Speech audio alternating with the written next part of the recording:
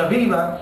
En un momento dijo: Jehová da, Jehová quita, bendito sea Jehová. Sé que tarde o temprano, si Él me ha quitado, Él me va a dar. Y Él, de alguna manera, ¿cierto?, manifestó que Él confiaba en el proceso de crisis, en el momento de crisis, que estaba confiando que algo bueno iba a salir de aquello, que no era casualidad la crisis que él estaba viviendo, sino que algo bueno iba a resultar de ese momento a lo mejor dificultoso que estaba pasando, y que bien dificultoso, cierto, puesto que se le murieron sus hijos, se le murieron sus hijas, quedó prácticamente en la ruina. Pero Dios lo levantó, Dios lo sustentó, Dios lo prosperó, Dios le dio más hijos, Dios le dio hijas hermosísimas que no habían iguales sobre la tierra, porque Dios es un Dios fiel. ¿Cuántos dicen amén? Amén. La Escritura dice: Jehová es mi pastor, y este es un salmo del rey David. Dice: Jehová es mi pastor, nada me faltará.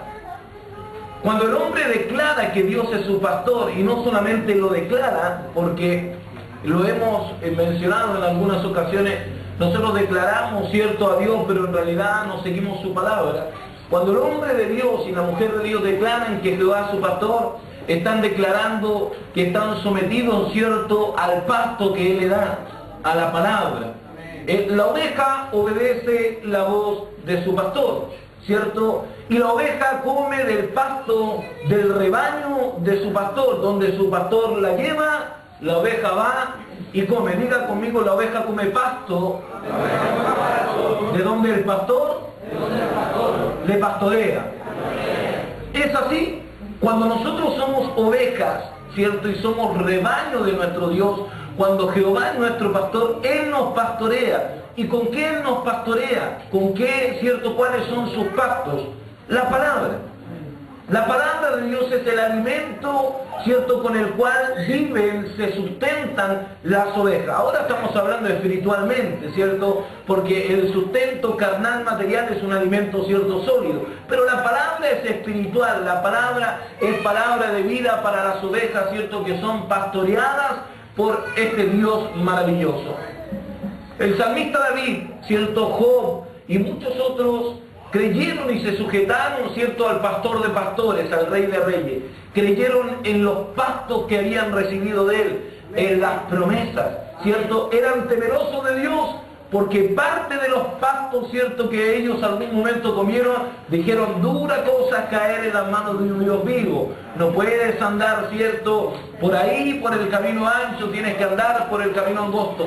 Comieron de ese pasto y caminaron con temor y temblor. Se dejaron pastorear por Dios. Amén. Y cuando el hombre y la mujer se dejan pastorear por Dios, comienza una relación íntima con Dios y comienza una confianza. Y entonces de ahí nace, ¿cierto?, que si Jehová es mi pastor, nada me va a faltar. Si Él me pastorea, Él se preocupa de mí. Diga conmigo: si Él me pastorea, Él se preocupa de mí.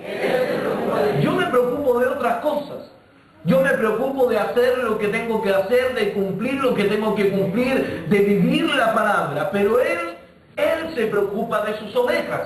Si yo soy oveja de Dios, si usted es oveja de Dios, el pastor de pastores se preocupa por usted. Y Él está en todo lugar. La Escritura dice, ¿cierto?, que Él es omnipotente, omnisciente, omnipresente. En todo lugar, todo lo sabe, todo lo escudriña, ¿cierto? No hay nada que a Él se le vaya, por lo tanto Él conoce cuáles son nuestras necesidades. El salmista David vivió esto personalmente. Confió, ¿cierto?, en Dios, se dejó pastorear por Dios, y eso tiene como resultado una providencia, una provisión de parte de Dios en abundancia. Cuando el hombre, ¿cierto?, escasea en lo espiritual, en lo material, en respuestas y en muchas otras cosas, ¿cierto?, que pasan por crisis, es porque de alguna u otra manera no están dejándose pastorear por Dios. No quieren ser ovejas del Rey de Reyes y Señor de Señores. O quieren ser ovejas, pero en realidad no quieren comer de sus pastos, no quieren comer de la palabra, del mensaje, de la instrucción, de la reprensión que viene de esta Escritura. Nosotros debemos aprender, ¿cierto?, como el salmista David, a declarar que si Él es nuestro pastor, nada nos ha de faltar. Ahora bien, cuando Dios es nuestro pastor, y escuche lo que dice el salmista, dice, en lugares de delicados pastos me hará descansar. Cuando nosotros somos ovejas, cierto, de Dios, cuando dejamos que Él nos pastoree, Él nos lleva a lugares delicados y nos hace descansar, cierto. El hombre y la mujer que viven y que están pasando tiempos de crisis no pueden descansar porque se acuestan pensando, cierto, en su dificultad, en su crisis, y se levantan pensando en su crisis. Durante el día lo que ellos comentan y lo que ellos conversan es de sus crisis. No tienen paz, no tienen tranquilidad, no tienen descanso. Si es una enfermedad, si es un problema económico, si es un problema matrimonial, si es una crisis a lo mejor espiritual, viven pensando en aquello, se acuestan pensando en aquello, se levantan pensando en aquello, y en el transcurso del día no hacen más que hablar de aquello que los tiene en crisis, de aquello que los tiene mal, de aquello que los tiene confundido. Pero cuando el hombre de Dios, la mujer de Dios, cuando el ser humano, cierto, entra al rebaño del Señor y comienzan a ser pastoreados con la vara y con el cayado, cierto, de Dios, comienzan a ser dirigidos a lugares delicados. Lugares, dice la Escritura, junto a delicados pastos me hará descansar, junto a agua de reposo me pastoreará, no me dará agua turbia, no me dará agua movida. Por eso dice la Escritura, junto a aguas de reposo. Usted sabe que los animales son muy esquivos cuando el agua se mueve para tomar el agua. Y sobre todo las ovejas, generalmente ellas beben de los pozos, ¿cierto? Y de los lugares cuando el agua está quieta. Pueden disfrutar, de lo contrario están apercibidas y están intranquilas. Bueno, Dios quiere darnos agua de reposo, Él quiere darnos agua de vida, pero esa agua tiene que ser quieta. Muchas veces nosotros venimos a comer, ¿cierto?, este pasto verde, venimos a tomar agua de vida, pero venimos inquietos.